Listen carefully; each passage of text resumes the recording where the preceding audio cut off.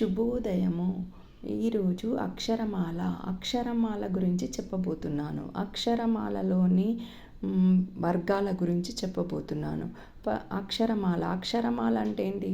ఒక అక్షరాలను వరుస క్రమంలో రాసే విధానాన్ని అక్షరమాల అంటాము. ఈ అక్షరమాలను 3 రకాలుగా విభజించారు. అచ్చులు, హల్లులు, ఉభయాక్షరాలు. ఈ అక్షరమాలలో మొత్తం అక్షరాలు 52 అక్షరాలు.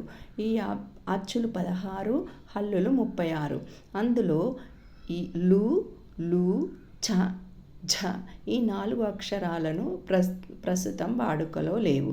ఇప్పుడు ప్రస్తుతం 52 అక్షరాలు మాత్రమే మనం వాడుతున్నాము. ఈ అచ్చులను 2 రకాలుగా విభజించారు: హ్రస్వాలు, దీర్ఘాలు. హ్రస్వాక్షరాలు అంటే కనురెప్ప మాటు కాలంలో పలికేవి హ్రస్వాలు. అంటే ఒక కనురెప్ప మూసి తెరిసేలోపే మనము ఇవి పలికేస్తాం. అ, ఇ, ఉ, ఏ, ఓ ఇలా వీటిని హ్రస్వాలు అంటాము. దీర్ఘాలు నెక్స్ట్ దీర్ఘంగా పలికే వీటి అంటే 2 సార్లు మూసి తెరిసేలోపు దీర్ఘాక్షరాలు అంటాము. దీర్ఘంగా పలుకుతాము. ఆ, ఈ, ఊ, ఏ, ఓ ఇవి దీర్ఘాక్షరములు అంటాము. నెక్స్ట్ ఇందులో మనము వక్రములు అంటాము. ఏ,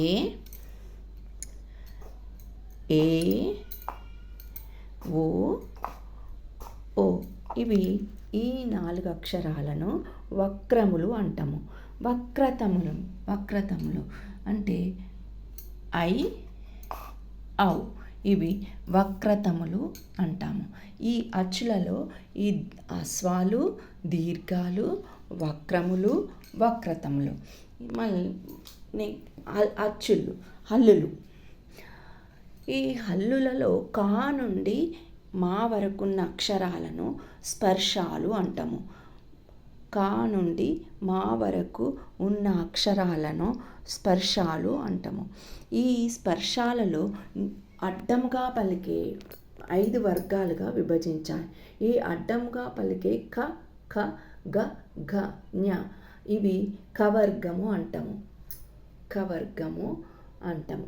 నెక్స్ట్ చ, ఝ, ఇవి చవర్గము అంటాము. నెక్స్ట్ ట, డ, అన ఇవి టవర్గము అంటాము. త, ద, న ఇవి తవర్గము. ప, మ పవర్గము. నిలువుగా ఖ, చ, ట, త, ప. క, చ, ట, త, ప. 3వ లైన్ గ, జ, డ, ద, బ. ఈ గజట దప, గజడ దప. ఈ 1వ లైను 3వ లైను అక్షరాలను అల్ప ప్రాణాక్షరములు అంటాము.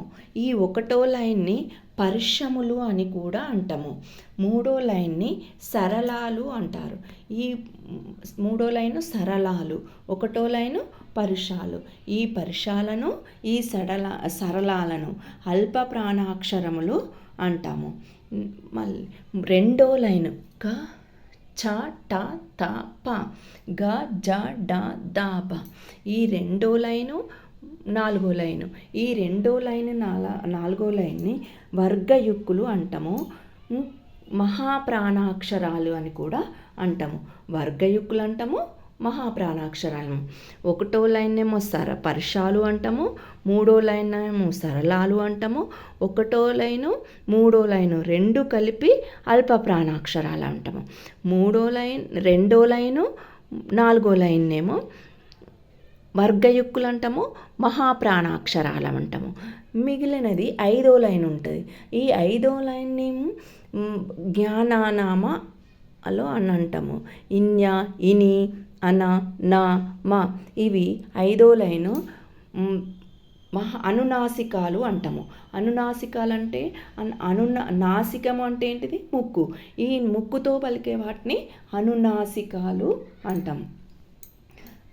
ఈ 2 పరుషాలు, సరళాలు కానటువంటి మిగిలిన అక్షరాలను హల్లులను స్థిరములని కూడా అంటాము. పరుషాలు, సరళాలు మిగిలినటువంటి హల్లులను స్థిరములు అంటాము.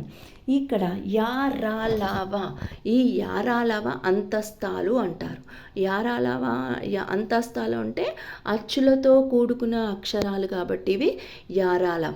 యా అనే అక్షరం యా తర్వాత మనం ఏమంటున్నాం, ఆ అనే అక్షరం పలుకుతుంది. ఇక్కడ అచ్చుతో కూడుకునే కాబట్టి యారాలవ అంతస్తాలు అంటారు.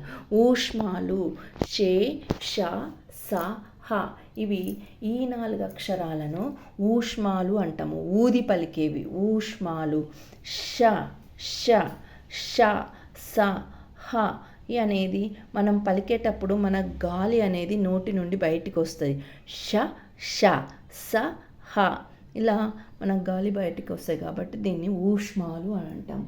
ఇలా అక్షరమాలను ఇన్ని వర్గాలుగా ఇలా విభజించారు. ఈ అక్షరాలను ఇలా పలుకుతామని, ఈ వర్ణమాల అక్షరాలు అందరికీ తెలిసి ఉండాలి. కాబట్టి ఈ వీడియో మీకు నచ్చినట్టయితే సబ్స్క్రైబ్ చేయగలరు.